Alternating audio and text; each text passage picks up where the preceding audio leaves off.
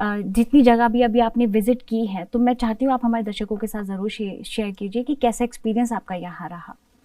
आमतौर पे हम लोग भाग दौड़ वाली ज़िंदगी बिल्कुल। जीते हैं और मंदिरों में जाते हैं, ईश्वर के दर्शन करते हैं, लेकिन यहाँ पर ऐसा लगता है कि कोई न कोई ईश्वरीय शक्ति है जो इतने सारे लोगों को समेटे हुए है। सर, आपके लिए सबसे बड़ा धर्म क्या है? मानव सेवा, समाज सेवा। आप कोई भी डिफिकल्ट निर्णय लेते हैं तो कभी आपको लगता है कि ये निर्णय गलत हो गया, ये मुझे नहीं लेना चाहिए था? कभी आपको ऐसा लगा? अभी मुझे याद तो नहीं आता है कि इस प्रकार से, क्योंकि जब वे निर्णय हम लोग लेते हैं बहुत सोच समझ के और लंबे, जैसे कोई पॉलिसी बनाई तो एक लंबे डिस्कशन के बाद ये सब होता है। हमारा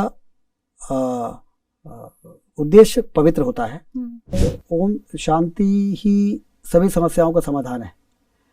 जब शांति मनुष्य के अंदर नहीं होती, पेशेंस नहीं होता, धैर्य नहीं होता है, और वो इसलिए नहीं होता है कि हमें ईश्वर पर भरोसा नहीं है और अपनी आत्मा के अंदर झांक के और मेडिटेशन वगैरह करने की हमारी आदत नहीं होती है। तो हम लोग यूपी के बॉर्डर से आते हैं, प्रयागराज से लगा हुआ इलाका था, तो शुरू से ही लोगों की मदद करना, कोई परेशान आया है तो मैं इस मान्यता का हूँ कि अपने लिए तो सभी जीते हैं, दूसरों के लिए भी जीना असली जीना होता है। तो पॉलिटिक्स एक ऐसी क्षेत्र है जिसके माध्यम से आप बहुत लोगों की मदद कर सकते हैं, भला कर सकते हैं, लोगों से जुड़ सकते हैं, समाज से कनेक्ट हो सकते हैं। चुनाव में एक वो पोस्टर भी लोग लगाते थे कि मेरे पास किसी की बुराई करने की और किसी का विरोध करने का फुर्सत नहीं है, किसी के भी नेगेटिव बयानों का जवाब देने की मेरे पास फुर्सत नहीं है, क्योंकि मेरे पास पॉजिटिव काम करने के लिए बहुत सारा काम है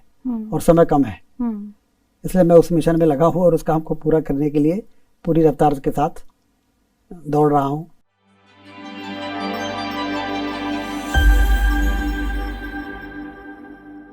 हेलो इंडिया, नमस्कार। आप सभी दर्शकों का माइंडफुल मोमेंट्स में एक बार फिर से स्वागत है और मैं हूं आपके साथ आंचल वर्मा।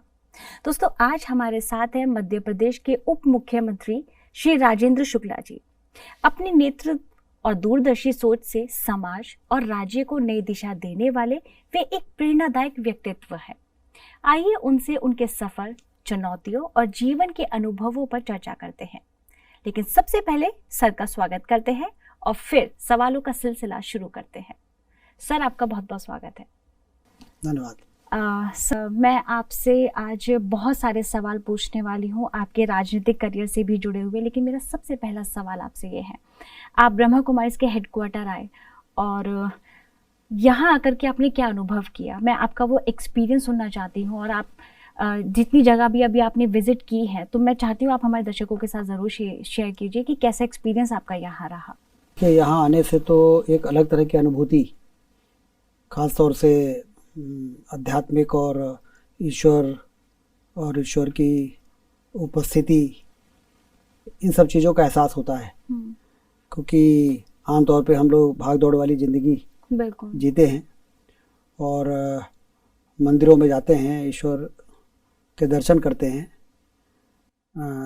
लेकिन यहाँ पर ऐसा लगता है कि कोई न कोई ईश्वरीय शक्ति है जो इतने सारे लोगों को समेटे हुए है।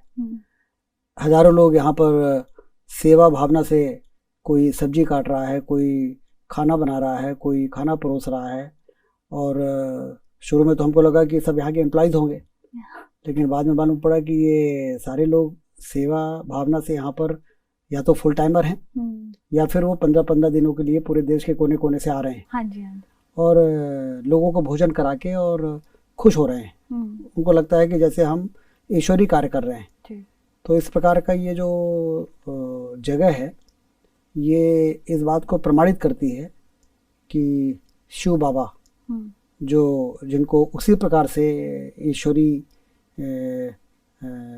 अनुभूति हुई थी, जिस प्रकार से हमारे कई ऐसे महापुरुष हैं, गौतम बुद्ध हैं, या इस प्रकार के जितने भी लोग रहे हैं जिनको बाद में लोगों ने ईश्वर माना, उसी प्रकार से वर्तमान काल में ये एक अकेले ऐसे अवतारी पुरुष रहे हैं जिनके चले जाने के बाद भी यहाँ पर ब्रह्म कुमारीज का सारी दुनिया के सभी महाद्वीपों में प्रेजेंस है। लोग जुड़े हुए हैं, लोग उनकी आत्मा उनको याद करके और बेहतर काम करने के लिए प्रेरित हो रही है जी। तो अपने आप में ये बहुत बड़ी धरोहर है और इसलिए मुझे भी ऐसे ही फील हुआ। जी जी। आप ब्रह्मा कुमारी से पहले से ही जुड़े हुए हैं कि मतलब अभी रिसेंटली आप इनके कनेक्शन में आए मैं हैं या रीवा फिर? से आता हूँ तो हाँ वहाँ जी। पर ब्रह्म कुमारी का केंद्र है और मुझे लगता है कि 20-25 सालों से हम लोग वहाँ पर जब वहाँ पे बहनें बुलाती हैं, निर्मला बहन जी हैं हाँ जी। लंबे समय से, तो वो बुलाती थी, प्रकाश जी हैं, तो जब जब हम वहाँ दशहरे में, दिवाली में या कभी कोई आयोजन होता है तो उनके यहाँ से आमंत्रण आता था तो हम लोग जनरली कभी इग्नोर नहीं करते थे क्योंकि हमको लगता था कि निस्वार्थ भाव से सेवा करने वाली संस्था के निमंत्रण पर न जाना ठीक नहीं है। तो जब वहाँ पे जाते थे तो हमेशा माउंट आबू चलने की बात करती थी। अच्छा। 20 वर्षों के लगातार, और मैं भी कहता था जरूर चलूँगा, वो कहती थी जरूर चलना है। लेकिन ऐसा लगता है कि शिव बाबा ने अभी बुलाया है इसलिए यहाँ पर आना होगा। बिल्कुल बिल्कुल बिल्कुल। आप जब भी आप इन लोगों से मिलते हैं तो ये हमेशा ग्रीट करते हैं ओम शांति कहकर, राइट? तो कैसी भावना आती है और क्या इसका अर्थ आप अपनी समझ से क्या समझते हैं? ओम शांति आपके लिए क्या है? देखिए, ओम शांति ही सभी समस्याओं का समाधान है। जब शांति मनुष्य के अंदर नहीं होती, पेशेंस नहीं होता, धैर्य नहीं होता है, और वो इसलिए नहीं होता है कि हमें ईश्वर पर भरोसा नहीं है और अपनी आत्मा के अंदर झांक के और मेडिटेशन वगैरह करने की हमारी आदत नहीं होती है, तो हम रेस्टलेस रहते हैं, परेशान रहते हैं और कोई भी समस्याएं आती हैं और चली जाती हैं। जैसे अंधेरे के बाद सुबह होती है, तो ये एहसास जब लोगों को नहीं होता है तो वो परेशान रहते हैं। जिनको एहसास रहता है वो धैर्य के साथ समय का इंतज़ार करते हैं, तो फिर धूप के बाद छाँव आ जाती है। तो ओम शांति का जो इनका है वो वास्तव में परमात्मा से आत्मा को जोड़ने के लिए जोड़ने वाला एक ऐसा शब्द है कि बी पेशेंट, ओम शांति। तो मुझे ऐसा लगता है कि वो उस दिशा में ले जाने वाला उनका एक वर्ड है जो बहुत ही मौजूद है, बहुत सार्थक है। जी जी जी।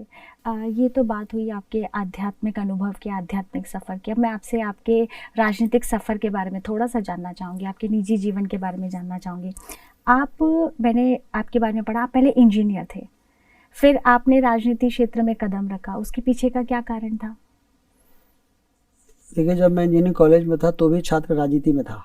अच्छा। मैं वहाँ भी छात्र संघ का अध्यक्ष हुआ करता था और इलेक्शन चुनावी राजनीति का जो कहते हैं शौक, चस्का जो है उसी समय लग गया था। और हम लोग यूपी के बॉर्डर से आते हैं, प्रयागराज से लगा हुआ इलाका था, तो शुरू से ही लोगों की मदद करना, कोई परेशान आया है तो मैं इस मान्यता का हूँ कि भाई हम अपने लिए तो सभी जीते हैं, दूसरों के लिए भी जीना असली जीना होता है। तो पॉलिटिक्स एक ऐसी क्षेत्र है जिसके माध्यम से आप बहुत लोगों की मदद कर सकते हैं, भला कर सकते हैं, लोगों से जुड़ सकते हैं, समाज से कनेक्ट हो सकते हैं। तो वो चूँकि वो भावना बचपन से रही है, मुझे अपने परिवार के संस्कार से भी मिले। हालांकि मैं फर्स्ट जनरेशन पॉलिटिशियन हूँ, मेरे परिवार में मेरे पहले कोई राजनीतिक नहीं थे, लेकिन मेरे पिताजी का सामाजिक सरोकार और मेरे चाचा जी का हमेशा से बिजनेस में रहते हुए भी समाज में एक अलग तरह का स्थान हुआ करता था। तो मैंने संस्कार जो थे तो राजनीति में मेरी रुचि होने के कारण और विकास, राजनीतिक लोग जनता का वोट प्राप्त करके सत्ता में आने के बाद मिरेकल कर सकते हैं लोगों की भलाई के लिए। ये मैं जब छात्र राजनीति में या पहले था तो भी मुझे लगता था कि ये क्यों नहीं सरकारें ये काम कर रही हैं, क्यों नहीं ऐसा हो रहा है, ऐसा होना चाहिए। आखिर और कौन से कितना पावर चाहिए चीज़ों को बेहतर बनाने के लिए। तो इसलिए राजनीति के मार्ग में मैं बढ़ता चला गया। शायद यही भावना, यही जज्बा आपको 5वीं बार आपने मंत्री पद की शपथ ली है, शायद वो यही भावना थी, यही कारण था। हाँ, जनता ने लगातार चुनाव जिताया और जिस संगठन में मैं काम करता हूँ उन्होंने भी मुझे कुछ ना कुछ महत्वपूर्ण जिम्मेदारी दी जी। हमारी पार्टी ने, तो काम करने का मौका मिला। तो जो जिस डिपार्टमेंट की जिम्मेदारी मिली उसमें मैंने कोशिश की है कि कोई कसर न रहे। जी, और शायद यही रीज़न है कि आपकी कोशिश को लोगों ने बहुत प्यार दिया, बहुत सराहा उसको। सर, जैसे राजनीति, मैं अगर अपनी भाषा में कहूँ तो ये एक दलदल है। अगर आप इसमें एक बार फंस गए तो आप फंसते ही चले जाते हैं। आप इसमें अपने आप को कैसे मेंटेन करते हैं, कैसे अपने आप को पॉजिटिव रख पाते हैं, उस दलदल से निकल पाते हैं, वो मैं आपसे जानना चाहूँगी। नहीं, इसमें यदि आप के अंदर पैशन है तो आपको दलदल में क्या हो रहा है उसको सोचने की फुर्सत ही नहीं रहेगी। यदि आपने अपने आप को इतना इन्वॉल्व कर लिया है कि कम समय में ज़्यादा काम करना है, हाँ जी, कम समय में यदि ज़्यादा काम करना है तो आपके पास फुर्सत कहाँ है कि कौन क्या बोल रहा है। तो मैं चुनाव में हमेशा, हमारे चुनाव में एक वो पोस्टर भी लोग लगाते थे कि मेरे पास किसी की बुराई करने की और किसी का विरोध करने का फुर्सत नहीं है, किसी के भी नेगेटिव बयानों का जवाब देने की मेरे पास फुर्सत नहीं है, क्योंकि मेरे पास काम है और समय कम है। इसलिए मैं उस मिशन में लगा हूँ और उस काम को पूरा करने के लिए पूरी रफ्तार के साथ दौड़ रहा हूँ। अगल बगल वाले क्या बोलते हैं, यदि वो अच्छी बात बोलते हैं तो उनका वेलकम है, और अच्छी बात यदि नहीं बोल रहे हैं तो भी मैं उनको कभी विपक्षी नहीं कहता, उनको मैं विरोधी मित्र कहता हूँ। तो उससे चीज़ें डाइल्यूट होती रहती हैं। जी, आप अपने इस चीज़ में अध्यात्म को कैसे अपनाते हैं? राजनीति क्षेत्र में अध्यात्म को अपनाना अपने आप में एक बहुत बड़ा चैलेंजिंग होता है, तो आप कैसे अपनाते हैं उसको? देखिए, अध्यात्म और सनातन धर्म, वास्तव में जब तक आप आध्यात्मिक नहीं होंगे, ईश्वर की कृपा आपके ऊपर नहीं होगी। और मैं गीता के इस वाक्य का बहुत बड़ा हामी हूँ कि कर्म किए जा, फल की इच्छा मत करे इंसान, जैसे कर्म करेगा वैसे फल देगा भगवान। तो भगवान का फैक्टर तो अपने आप बहुत बड़ा फैक्टर है। कितने लोग काम कर रहे हैं, लेकिन उसके बाद भी फल तो ईश्वर की कृपा के बाद ही मिलता है। तो मैं हमेशा कहता हूँ कि कर्म भी करिए और ईश्वर का काम भी करिए, तो जैसे आपके कर्म और ईश्वर की कृपा से हमको परिणाम मिल जाए। तो हम लोग इस क्षेत्र, इस दिशा में भी, चाहे कोई धार्मिक स्थान हो, मंदिर हो, जहाँ लोगों की भावनाएं जुड़ी हैं, आस्था जुड़ी है, जो एक सुप्रीम पावर है, उस पावर को अनदेखा करके और हम कुछ बदलाव करने चलेंगे तो हम कभी सफल नहीं हो पाएंगे। आज देखिए, ब्रह्म कुमारीज में ही इतने सारे लोग, बाबा तो 69 में चले गए और अब 2024 हम लोग बैठे हैं, इतने सारे लोग जुड़े हुए हैं। तो ईश्वरीय शक्ति का इससे बड़ा और प्रमाण क्या चाहिए? इनफैक्ट और ज्यादा बढ़ ही रहे हैं। तो ईश्वरीय शक्ति का इससे बड़ा प्रमाण ईश्वर है कि नहीं है। जो लोग कहते हैं ईश्वर नहीं है, उनको आगे यहाँ पे देखना चाहिए कि देखो ईश्वर है कि नहीं है। बिल्कुल, और वह उसी शक्ति के बेस पे ही सारी चीजें चल रही है, बिना उसकी शक्ति के तो कोई चीजें पॉसिबल है ही नहीं। क्योंकि यदि हम ईश्वर के प्रति हमारी आस्था नहीं होगी तो हम मानवीय गुणों से अपने आप को परिपूर्ण नहीं कर पाएंगे। बिल्कुल। और यदि हमारे यहाँ मानवीय गुण नहीं है तो फिर चाहे हम पॉलिटिक्स में हो, चाहे हम प्रोफेशन में हो, चाहे हम डॉक्टर हो, चाहे इंजीनियर हो, कभी हम बेहतर काम नहीं कर पाएंगे। जी, आपने अभी मानवीय गुणों की बात की है, मैं इसी में जानना चाहूँगी, राजनीति क्षेत्र में आपको क्या लगता है कौन कौन से गुण होने बहुत ज़रूरी है एक सफल नेता के लिए? सफल नेता के लिए एक तो संवेदनशीलता बहुत ज़रूरी है कि किसी भी दुखी आदमी को देख के आपका मन दुखी होना चाहिए। और हमेशा ये एहसास होना चाहिए एहसान मंदी का कि आपको जो ये पावर मिली है, ये जो लोग आपके सामने खड़े हैं इनके समर्थन से मिला है। तो इसलिए इनको इग्नोर करना या उनके वेलफेयर के बारे में, चाहे डेवलपमेंट की स्कीम हो, चाहे मूलभूत आवश्यकताओं की, उसमें हमें एक एक मिनट का सदुपयोग करना है। क्योंकि जैसा मैंने आपसे कहा कि 5 वर्षों का समय बहुत लंबा नहीं होता है। यदि आप दिन रात जुनून की तरह काम नहीं करेंगे, जिद, जुनून और जज्बा, तो फिर आप उतने टाइम पीरियड में वो काम नहीं कर पाएंगे जो लोगों को ज़रूरी है। और इसीलिए आपने देखा होगा कि लोग लगातार चुनाव जीत नहीं पाते हैं। एक बार जीतते हैं, फिर हार जाते हैं, सरकारें आती हैं, फिर अगली बार बदल जाती हैं। लोगों की एक्सपेक्टेशन लोग पूरा इसलिए नहीं कर पाते कि लोग सोचते हैं कि अभी तो 5 साल पड़े हैं, कर लेंगे, और समय बीत जाता है। अटल बिहारी वाजपेयी जी कहते थे कि समय तो भागता है, और यदि हमने उस स्पीड से हम नहीं भागेंगे तो हम कहीं ना कहीं पीछे रह जाएंगे। तो नेता तो बहुत ही परफेक्शनिस्ट होना चाहिए हर मामले में, और मेहनत का कोई दूसरा विकल्प नहीं है। Hard work is the only way जिसके पर चल के आप लोगों की सेवा कर सकते हैं, क्योंकि आपको ज़्यादा लोगों से मिलना पड़ेगा, ज़्यादा लोगों से काम कराना पड़ेगा, टेबल टू टेबल परस्यू करना पड़ेगा, और सिर्फ रोना रोने से कि कोई नहीं सुनता, इससे तो काम चलेगा नहीं। आप किसी को एक्सक्यूज दे देंगे तो उससे सेटिस्फाइड तो होगा नहीं। तो इसलिए आपको चाहे जैसा भी सिस्टम है उस सिस्टम को ओवरकम करके और उसका काम परिणाम निकालना, ये जब तक आपके अंदर विल पावर नहीं होगा, पॉलिटिकल विल पावर, तो फिर आप लोगों की अपेक्षाओं को पूरा नहीं कर पाएंगे। तो इसलिए नेता में पॉलिटिकल विल पावर होना चाहिए, संवेदनशीलता होना चाहिए, उनके अंदर दया और करुणा और परोपकार, जितने भी मानवीय गुण मैंने आपसे बताया जो अध्यात्म के बल पर ही मौजूद होते हैं, वो होगा तो वो लोकतंत्र को वरदान बना देगा। बिल्कुल सर, आपके लिए सबसे बड़ा धर्म क्या है? मानव सेवा, समाज सेवा, और इस धर्म पर हम चलेंगे। खासतौर से हम लोग तो राजनीति में हर व्यक्ति का होना चाहिए, जो राजनीति में नहीं है, डॉक्टर है, इंजीनियर है, और जैसे आप लोग जर्नलिज्म में हैं तो आप भी नीचे की लोगों के परेशानियों को हाईलाइट करती हैं, तो वो भी एक अपने धर्म का आप काम कर रही हैं कि प्रशासन के लोग उसको नहीं सुन रहे हैं तो हाईलाइट कर देती हैं कि सुनना पड़ता है। तो हमें लगता है ये भावना यदि हमारे अंदर रहेगी मानव सेवा की, तो फिर सारे काम अपने आप ठीक हो जाएंगे। जी सर, आपकी शानदार राजनीतिक समझ और आपके जो मजबूत निर्णायक जो प्रशासनिक निर्णय आप लेते हैं, तो आपको कभी ना कभी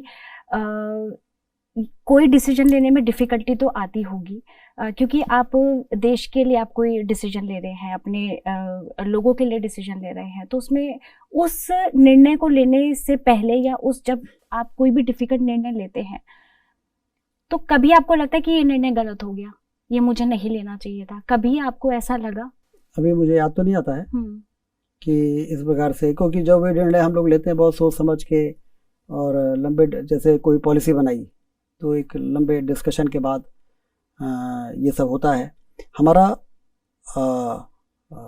उद्देश्य पवित्र होता है, और इसलिए सबसे पहले तो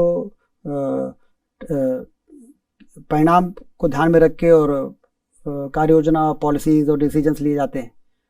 तो जो परिणाम है वो तो जन सेवा है, विकास है, जनता का कल्याण है, कि हम कोई ऐसा निर्णय लें, जैसे प्रधानमंत्री आवास योजना है, प्रधानमंत्री जी ने लिया, या आयुष्मान योजना है जिसमें मुफ्त में इलाज करने का प्रावधान है, तो देश की बहुत बड़ी जरूरत थी।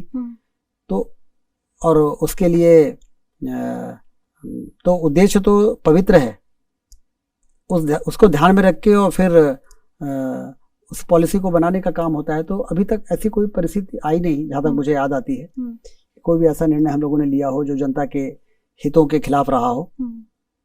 जनता के हितों को ध्यान में रख के ही निर्णय लिए जाते हैं। जी, आपकी पर्सनल लाइफ और आपकी प्रोफेशन है, आप इसे कैसे बैलेंस करते हैं कभी? क्योंकि आपके लिए तो देश सबसे पहले है, लेकिन फिर भी आपकी पर्सनल लाइफ में कुछ तो मतलब चीजें ऐसी होती होंगी कि बैलेंस नहीं कर पाए। होता है, लेकिन अब परिवार के लोग भी काफी इस मामले में सपोर्टिव रहते हैं, समझ जाते हैं, और कि कितना ये चुनौती भरा क्षेत्र है, लेकिन बहुत ही लोगों की सेवा का क्षेत्र है।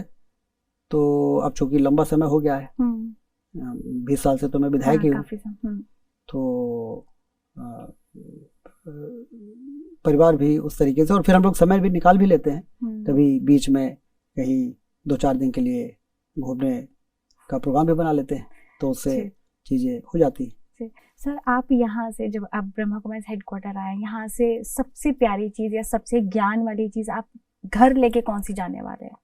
अभी तो माउंट आबू जाना है हिल में। अच्छा, तो हाँ वहाँ जी, भी हाँ अभी जी। 6-7 जगह घूमना है, ओके। तो उसको भी देख लें, उसके बाद फिर डिसीजन लेंगे कि कौन सी ऐसी चीज़ है जो बताने लायक है, क्योंकि इस बात को लेके बड़ा एक्साइटमेंट है कि जिस विभूति के कारण, दिव्य शक्ति के कारण इतना बड़ा ये एम्पायर देश और विदेश में, दुनिया में दिखाई दे रहा है। उन्होंने अपनी पहली साधना कराची से आने के बाद माउंट आबू के जिस स्थान पर की थी, और वहाँ से फिर उनको शक्ति भी मिली और इतना विस्तार हुआ है, तो वो जगह भी देख लें। तो वो देखने की इच्छा है कि वहाँ पर निश्चित रूप से जब यहाँ पर इतना आध्यात्मिक डिवाइन पावर का एहसास यहाँ पर हो रहा है, तो वहाँ पे और ज़्यादा होगा। बिल्कुल बिल्कुल, स्पेशली वो जगह तो अपने आप में ही बहुत पवित्र है, और जब जाते हैं वहाँ पे तो वहाँ का माहौल, वहाँ का वातावरण, आप भूल जाते हैं कि आप कौन है। तो डेफिनेटली आपको वो अनुभव वहाँ होगा ही होगा। और सर, चलते चलते आप हमारे दर्शकों को कोई मैसेज देना चाहते हैं तो प्लीज़ दीजिए ज़रूर। नहीं, आपके माध्यम से तो मैं यही कहूँगा कि ब्रह्म कुमारीज ने एक ऐसा आज दुनिया में जिस तरह का माहौल है, तो एक तरफ तो ये तय है कि दुनिया मानवता को नष्ट करने वाली ताकतें काम कर रही हैं, एक देश दूसरे देश को समाप्त करने के लिए काम कर रहा है, और देश को तोड़ने वाले लोग सक्रिय हैं। तो ऐसे समय में ब्रह्म कुमारी जैसे संस्थान मानवता का संदेश देकर लोगों के अंदर अध्यात्म की चेतना को, जो अंदर है, उसको जागृत करके और मानवता की को बचाने का काम कर रहे हैं।